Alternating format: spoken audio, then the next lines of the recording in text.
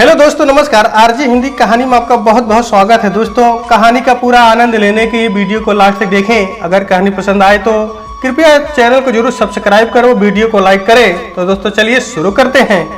सुनीता जी ने सोचा था बहू आ जाएगी तो मुझे एक साथी मिल जाएगी। एक बेटी की कमी उन्हें हमेशा से थी। सहेलियां जब अपनी बेटियों के साथ शॉपिंग पार्लर में जाती थी तब एक कसक उनके मन में उठती, काश मेरी भी एक बेटी होती। शादी से पहले उन्हें फिल्म देखने का बहुत शौक था। सहेलियों के साथ कॉलेज बंक मारकर और चचेरे ममेरे भाई बहनों के साथ खूब फिल्में देखती थी। पर शादी के बाद सास के डर से फिल्म का नाम भी ना ले पाई। ऊपर से नीरस पति जिसे सिर्फ काम और पैसे कमाने से मतलब था। जब सास नहीं रही तब घर की जिम्मेदारियों ने घेर लिया। फिर मौज मस्ती कोई अकेले करने की चीज थी, एक साथी तो चाहिए था। बेटा पापा का कार्बन कॉपी बाहर जाने के नाम से ही चिढ़ता था। एक साथी की कमी के कारण अपने मन का कुछ ना कर पाई। उनके पति टूर में व्यस्त रहे और बेटा पढ़ाई में। अब वो सोच रही थी बहू आएगी तो उसके साथ अपने शौक पूरे किया करूंगी। बड़े अरमानों के साथ उन्होंने बहू नेहा का स्वागत किया।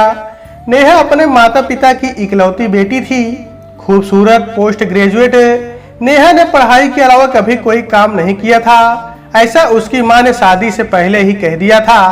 सुनीता जी ने भी कहा, अरे भाई, शादी से पहले कौन सी लड़की घर के कार्यों में निपुण होती है। हमने भी शादी के बाद ही धीरे धीरे सब सीखा था, नेहा भी सीख जाएगी। शादी के अगले दिन सुनीता जी नाश्ता लगा रही थी कि नेहा ने कहा, मुझे पीएचडी करनी है। घर वाले सुनकर बहुत खुश हुए। सुनीता जी ने कहा, हाँ बेटा, तुझे जो भी करना है कर। कहीं ना कहीं खुद शादी के बाद कुछ ना कुछ करने की कसक उनके मन में थी। सो बहू पढ़ाई करेगी सुनकर खुश हो गई। मन ही मन निश्चय किया, उसको घर के कामों के लिए नहीं बोलूंगी। 2 दिन में ही घर लाइब्रेरी बन गई। नेहा सारा दिन अपने रूम में बैठकर पढ़ाई करती। शाम को अजय के आते ही उनका घूमने का प्रोग्राम बन जाता। अक्सर वो बाहर से खाकर आते, घर का बनाया खाना फेंका जाता। एक दिन सुनीता जी ने अजय को टोका, बेटा, रोज खाना फेंका जाता है, बाहर खाना हो तो बता दिया करो। अजय के कुछ कहने से पहले ही नेहा ने कहा, आप क्यों बनाती हैं हमारा खाना, हमने कहा है क्या।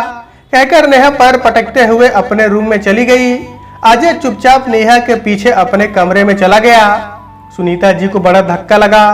पत्नी को जब सारे रास्ते बंद दिखते हैं तो वो पति की शरण में आती है।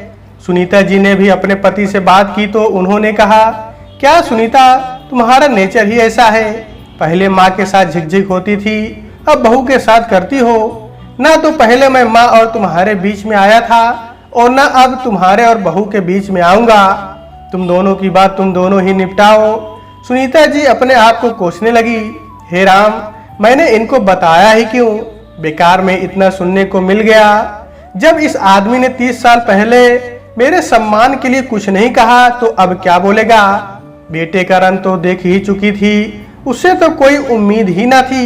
अब सुनीता जी ने बहू को कुछ कहना बोलना छोड़ दिया। नेहा ने नेट का एग्जाम क्वालिफाइड कर लिया। अब तो वो और भी व्यस्त हो गई थी। लंच में खाना बनते ही वो अपनी प्लेट लगाकर अपने रूम में चली जाती। रात को तो ज्यादातर बेटा और बहू बाहर से ही खाकर लौटते। जिस दिन घर में खाने का मन होता, बेटा कहता, माँ हमारे लिए भी खाना बना देना। खाना बन जाता तो बेटा अपनी और पत्नी की प्लेट लगाकर कहता, माँ नेहा को बहुत काम है, बाहर नहीं आ पाएगी खाने।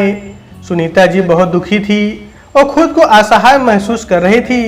पति ज्यादातर बाहर रहते थे, घर में बेटा बहू होकर भी ना होने के बराबर थे। इधर नेहा की पीएचडी पूरी होने को थी और सुनीता जी के पति की रिटायरमेंट हो गई। सुनीता जी खुश थी कि अब पति रहेंगे तो उनका एकाकीपन दूर होगा। सुनीता जी खुश थी कि अब रिटायरमेंट के बाद पति साथ होंगे तो अकेलापन कटेगा। उन्होंने तो सारा प्लान बना लिया था। अब तक जो भी अरमान उनके मन में थे वे सारे पूरे करेंगी। पर प्लानिंग सिर्फ सुनीता जी ने ही नहीं किया था, उनके पति ने भी सारी तैयारियां कर रखी थी। रिटायरमेंट के बाद उनके पति सुबह ही योगा क्लास के लिए चले जाते। वहां से आते, नहा धोकर नाश्ता करके एनजीओ में स्लम एरिया के बच्चों को पढ़ाने चले जाते। दोपहर में लंच करने के बाद थोड़ा आराम करके फिर दोस्तों के साथ क्लब चले जाते। सुनीता जी के दिल के अरमान दिल में ही रह गए। पति से शिकायत करती तो वो कहते, अरे भाई मैंने तो पहले ही प्लानिंग कर रखी थी, जो भी मैं पहले नहीं कर पाया वो मैं रिटायरमेंट के बाद करूंगा।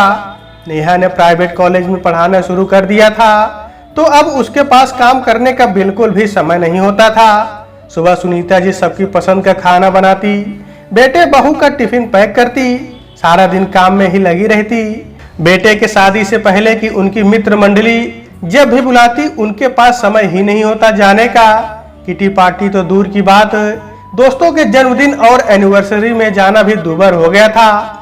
एक दिन रहा नहीं गया तो बेटे से बोली, नेहा से कहा करो मेरी थोड़ी मदद कर दिया करे। बेटा बोला, माँ आप पहले तो सारा काम करती थी, तब तो आपको मदद की जरूरत कभी नहीं हुई। आप उसे अपनी बेटी मानेंगी तो कोई प्रॉब्लम नहीं होगी। बहू काम ना करे तो लोगों को प्रॉब्लम होने लगती है। पहले 3 लोगों का खाना बनाती थी, अब 4 का बनाती है। ऐसी क्या आफत आ गई। नेहा तो बेचारी करना चाहती है पर वर्किंग है, पैसे कमाती है, टाइम ही नहीं मिलता उसे। आप उसकी प्रॉब्लम भी तो समझिए। सुनीता जी के कानों में एक एक शब्द हथौड़े की तरह पड़ रहे थे। सही कहा बेटे ने, वो वर्किंग तो नहीं, बाहर जाकर पैसे कमा कर नहीं ला सकती, पर कौन कहे कि बेटा तेरी बीबी की सैलरी तो उसके लिपस्टिक बिंदी में ही खर्च हो जाती है। जब वो पैसे की कमी की वजह से तो नहीं करती, क्या करूं, शुरू से सारे काम अकेले करती आई हूं। सास ननद से कभी उन्हें मदद की उम्मीद थी ही नहीं। पति ज्यादातर बाहर ही रहे। पति को कभी कुछ करने को कह भी देती तो सास 10 बातें सुनाती। मेरा बेटा तो अभी छोटा है, ये सोचते सोचते कब कॉलेज पहुंच गया, फिर नौकरी भी करने लग गया। अपनी ममता से वशीभूत होकर बेटे को कभी भी हाथ बटाने के लिए नहीं कहा। आज सोचती है अगर बेटी होती तो क्या उससे भी सहायता के लिए नहीं कहती। शायद नहीं, ससुराल भेजना यही सोचकर काम सिखाती बेटी को। बेटे ने एक बार भी नहीं सोचा माँ की भी तो उम्र हो रही है, अब ये भाग दौड़ नहीं होता, अब शरीर साथ देना छोड़ रहा है। सारा दिन फिरकी की तरह घर के कामों में लगी रहती है और रात को सारा शरीर दुखता है। पास में लेटे पति उनकी ऊ आ को सुनकर कहते हैं, डॉक्टर के पास चली जाना, बस कर्तव्य की इति। कभी लगता शायद घर के कामों की वजह से वो परेशान नहीं है। उन्हें अब लगने लगा है कि वे उपेक्षित तिरस्कृत है इस घर में। सबको सिर्फ उनसे काम के कारण ही मतलब है। कुछ दिनों के बाद अजय ने बताया कि नेहा माँ बनने वाली है। घर एक बार फिर खुशियों से भर गया। नए मेहमान को लेकर तरह तरह की तैयारियां शुरू हो गई। सुनीता जी भी खुश थी। एक तो उनका प्रमोशन होने वाला था और दादी बनने वाली थी, और कहीं ना कहीं ये आस भी थी कि शायद माँ बनने के बाद नेहा जिम्मेदार हो जाए। नेहा माँ बनने वाली थी, सारे घर वाले उसकी तीमारदारी में लग गए। सुनीता जी ने उसकी सेवा टहल में कोई कसर ना छोड़ी। मन में अपने गर्भावस्था के दिन याद आ जाते, कैसे 9 महीने सास ननद ने काम करवाया था। नॉर्मल डिलीवरी के सपने दिखाकर सास चक्की भी ले आई थी। रोज दलिया उनसे पिसवाती। सिलबट्टे का इस्तेमाल तो पहले से ही किया जाता था। 5वें महीने के बाद कितनी तकलीफ होती थी, पर कोई कहाँ उनकी सुनने वाला था। काम वाली छुड़वा दी गई। झाड़ू पोछा करने से डिलीवरी के समय दर्द कम होगा, वो अलग बात है कि फिर जब तक सास जीवित रही सफाई के काम उन्हीं को करना पड़ा। जो भी हो, इतना काम करने पर भी बच्चे ने नाड़ गले में फंसा ली थी, इसलिए ऑपरेशन करवाना पड़ा। गर्भावस्था में एक नारी शायद सबसे ज्यादा पति और परिवार वालों की प्रेम और देखभाल की आकांक्षी रहती है, वो भी उन्हें नहीं मिला। 2 बच्चों से चहकता घर कितना अच्छा लगता है, पर पहले गर्भ के अनुभव इतने कटु रहे कि दोबारा उन्होंने हिम्मत ही नहीं की। नेहा चाहे कुछ भी करे, वो नेहा के गर्भावस्था को उसके सुखद अनुभव में रखना चाहती थी। नियति के खेल भी निराले। सुनीता जी के 59वें जन्मदिन पर नेहा ने पुत्र को जन्म दिया। अब सुनीता जी के काम और बढ़ गए। रात को बच्चा रोता तब भी बेटा उन्हीं को बुला लाता। हमेशा बहाना है कि नेहा को संभालना नहीं आता। तेल मालिश से लेकर बच्चे को नहलाना खिलाना सब उनके जिम्मे। नेहा अक्सर सबके सामने कहती, पोते का हक बनता है और दादी का फर्ज होता है पोते की देखभाल करना। अजय और उसके पापा हाँ में हाँ मिलाते। बच्चे का प्रथम सालगिरह बहुत धूमधाम से आयोजित करने का फैसला लिया गया। सारे रिश्तेदारों को बुलावा भेजा गया। सुनीता जी की छोटी बहन अनीता कनाडा से 1 महीने पहले ही आ गई थी। अनीता ने घर का सारा हाल देखा। दीदी, ये क्या आप सारा दिन काम करती रहती हो? नेहा को थोड़ी तो आपकी मदद करनी चाहिए। आखिर अब उसकी शादी को 5 साल हो गए, बच्चा हो गया, उसे भी तो जिम्मेदारी लेनी चाहिए। मौका लगते ही अनीता ने पूछा। सुनीता जी नहीं चाहती थी घर की बात बाहर फैले, तो उन्होंने कहा वो बेचारी कर नहीं पाती, उसे नहीं आता, पर कोशिश तो करनी चाहिए। वो तो कोशिश भी नहीं करती। आप जब तक करती रहेंगी वो ऐसा ही करेगी। आप जिम्मेदारियां दीजिए उसे, अनीता ने कहा। सुनीता जी अब अपने आप को रोक ना पाई और सारा किस्सा अनीता को सुनाकर बोली, बहन तू ही अपने जीजा जी से बात कर, वो तो मेरी सुनते ही नहीं। अनीता बोली, दीदी अपने हक की लड़ाई तुम्हें खुद ही लड़नी पड़ेगी। बहन ने सुनीता जी के कानों में कुछ खुशफुसाया। सुनकर सुनीता जी के मन में थोड़ी निश्चिंतता आई। जन्मदिन की पार्टी में अब सिर्फ 1 हफ्ता बचा था। सुनीता जी अपने लिए अभी कुछ खरीद ना पाई थी। रोज नेहा और अजय शॉपिंग करने निकल जाते। सुनीता जी जब भी जाने को कहती, बच्चा कौन संभालेगा, ये यक्ष प्रश्न सामने आ जाता। अनीता ने कहा, अजय आज संडे है, तुम नेहा और जीजा जी तीनों घर पर हो, आज मैं और दीदी शॉपिंग जाएंगे। दीदी ने पार्टी के लिए कुछ नहीं खरीदा। अजय ने कहा, मुझे पार्टी की तैयारी के लिए बाहर जाना है, नेहा भी साथ जाएगी। डेकोरेशन का आज ही फाइनल करना है, वो नहीं जाएगी तो कैसे होगा। नेहा मम्मी के लिए ले आएगी कपड़े। अनीता ने सुनीता जी को इशारा किया। सुनीता जी ने कहा, अजय तुम तो अब रहने दो बेटा, मेरे कपड़े मैं खुद ही ले आऊंगी। रही बात तुम लोगों को जाना है तो बेटी को साथ ले जाओ, अब वो 1 साल का होने वाला है, साथ ले जा सकते हो। अजय और नेहा एक दूसरे का मुंह देखने लगे। बहुत तरह से कोशिश की गई कि सुनीता जी राजी हो जाए घर पर रुकने के लिए, पर सुनीता जी नहीं मानी। दोनों बहनें साथ शॉपिंग पर चली गई। जन्मदिन का बहुत ही भव्य आयोजन किया गया था। पति, बेटे और बहू को याद भी नहीं था कि आज सुनीता जी का भी जन्मदिन है। सुनीता जी कभी बहुत अच्छा गाना गाती थी तो उनके भाई, भाभी और बहन ने गाने की फरमाइश की। सुनीता जी ने भी पोते को गोद में लेकर गाना गाया, नाम करेगा रोशन जग में मेरा राज दुलारा। बिना रियाज के भी सुनीता जी ने बहुत ही सुर में गाना गाया। सभी तालियां बजाकर उनका उत्साहवर्धन करने लगे। अब केक काटने की बारी आई। टेबल पर 2 केक देखकर सभी आश्चर्यचकित हो गए। अजय ने फटाफट से प्लानर को फोन लगाया कि गलती से 2 केक आ गए हैं। अनीता ने सबको बताया कि आज सुनीता जी का भी जन्मदिन है, इसलिए मैंने मंगवाया है। अजय अपमान से भर गया। उसे नेहा और सुनीता जी के पति को लग रहा था कि उन्हें अपमानित करने के लिए ही अनीता बिना बताए केक ले आई थी। केक काटने के बाद सुनीता जी ने भरी सभा में कहा, आज मैं 60 साल की हो गई। गवर्नमेंट रूल के अनुसार आज से मेरी रिटायर्ड लाइफ शुरू। सब हंसने लगे। अगले दिन सुबह सुनीता जी रोज की तरह 5 बजे सोकर उठी। नित्य कर्म से निवृत्त होकर अपने स्पोर्ट शूज पहने। उनके पति जो कि योगा क्लास जाने के लिए तैयार हो रहे थे, पूछा, तुम कहाँ जा रही हो? सुनीता जी ने कहा, वॉक के लिए। किसके साथ? क्यों, साथ की क्या जरूरत है? फिर नाश्ता, अजय नेहा का टिफिन, बेटू का बेबी फूड और मेरा जूस कब बनाओगी? अजय, नेहा का टिफिन बनाना मेरी जिम्मेदारी नहीं है, बेटू की जिम्मेदारी उसके माता पिता की है, और जूस आप खुद से बनाना, नहीं तो जूस कॉर्नर से पीकर आना। मैंने कल ही कहा था कि मेरी रिटायरमेंट शुरू आज से, कहकर वो वॉक के लिए चली गई। जब वो घर वापस आई तो देखा घर छोटा मोटा अखाड़ा बन चुका था। बेटू भूख के कारण रो रहा था। नेहा ब्रेड सेकने की पुरजोर कोशिश कर रही थी। अजय जले हुए टोस्ट में मक्खन लगा रहा था। सुनीता जी के पति रोते हुए पोते के डायपर चेंज करने की कोशिश कर रहे थे। सुनीता जी को देखकर सबकी जान में जान आए कि बाकी काम अब वो करेंगी, पर क्या, वो तो सीधे वॉशरूम में नहाने चली गई। फिर आकर पूजा रूम में। अब अजय से नहीं रहा गया। उसने कहा, माँ ये क्या है? आज तो लगता है हम दोनों ही ऑफिस नहीं जा पाएंगे। आपको ये क्या हो गया है? अब मैं 60 साल की हो गई हूँ। जैसे तेरे पापा की रिटायरमेंट हुई थी, अब मेरी भी रिटायर्ड लाइफ शुरू। माँ क्या बकवास कर रही हो? घर के कामों की कोई रिटायरमेंट थोड़ी ना होती है।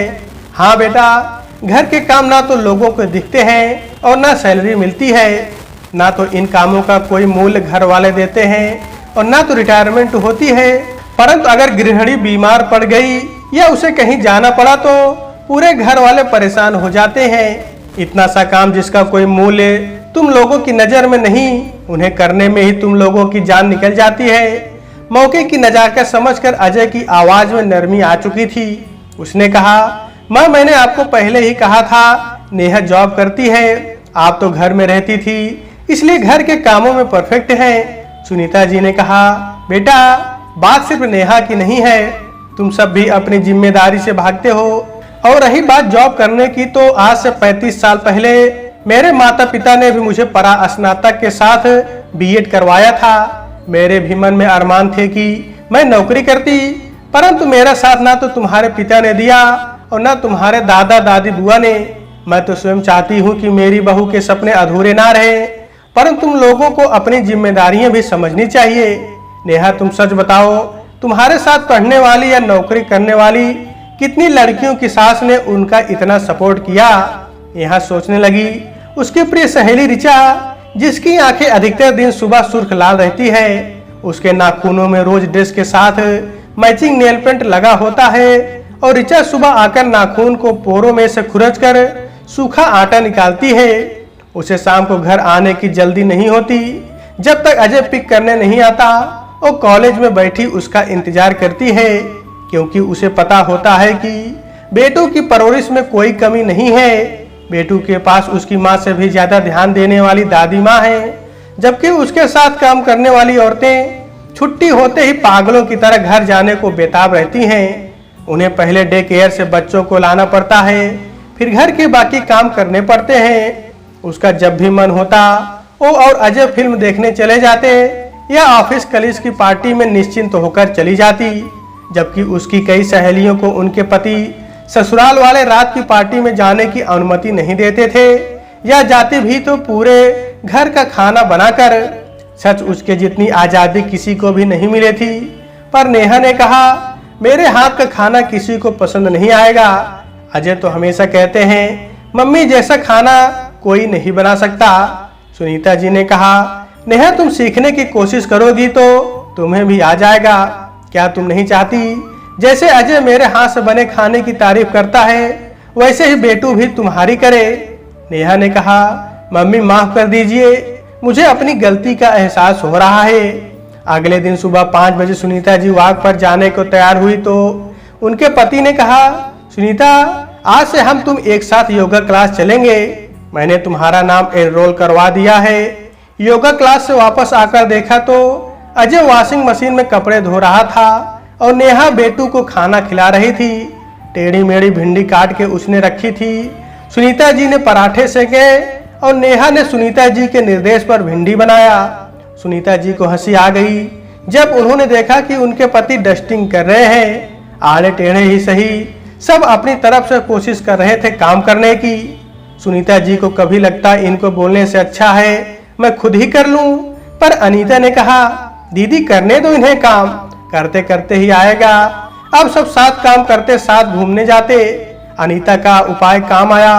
सुनीता ने अपनी बहन का शुक्रिया अदा किया। अनीता ने कहा, घर के काम घर में रहने वाले हर सदस्य की जिम्मेदारी होती है, उसे किसी एक सदस्य पर नहीं डालना चाहिए। बच्चों के प्रेम में हम उनसे कोई काम नहीं करवाते और यही आदत उनकी बड़े होने के बाद भी नहीं बदलती। पति यदि घर के कामों में पत्नी की सहायता करे तो उससे उसकी इज्जत कम नहीं होती। सास को भी समझना होगा कि बहू अकेली पर घर के कामों का भार न डाला जाए। उसी प्रकार बहू को भी समझना चाहिए कि अगर सास सहायता कर रही है तो उसका अतिरिक्त फायदा ना उठाया जाए। एकल परिवारों की संख्या बढ़ने का एक महत्वपूर्ण कारण यह भी है। बिल्कुल सही कहा अनीता, सुनीता जी ने कहा।